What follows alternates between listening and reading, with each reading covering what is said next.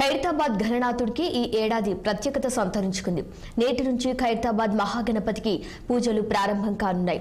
ఆనవాయితీ ప్రకారం ఒగ్గుడోలు బోనాలెత్తుకున్న మహిళలతో పద్మశాలి సంఘీయులు ఊరేగింపుగా మండపం వద్దకు చేరుకొని ఖైరతాబాద్ గణనాథుడికి చేనేత నూలు కండువా గాయత్రి సమర్పించారు. ఇక ఖైరతాబాద్ లో గణేష్ వేడుకలకు ప్రారంభించి 70 ఏళ్లు అయిన సందర్భంగా ఈసారి 70 అడుగుల ఎత్తులో వినాయకుడి విగ్రహాన్ని సిద్ధం చేశారు.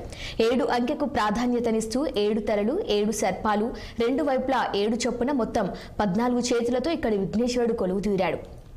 ఖైరతాబాద్ గణేష్ ఉత్సవ కమిటీ 28 అడుగుల వెడల్పుతో విగ్రహాన్ని ప్రత్యేకంగా తయారు చేయించారు. 10 రోజుల పాటు మహాగణపతి భక్తుల పూజలు అందుకోనున్నాడు. ఈ నెల 15న ఘనంగా నిమజ్జన వేడుక జరగనుంది. ఉదయం 11 గంటలకు వినాయకుడికి తొలి పూజ జరగనుంది. దీనికి సీఎం రేవంత్ రెడ్డి కుటుంబ సమేతంగా విచ్చేశారు. ఇక మధ్యాహ్నం 3 గంటలకు గవర్నర్ జిష్ణుదేవ్ వర్మ పూజలో పాల్గొన్నారు.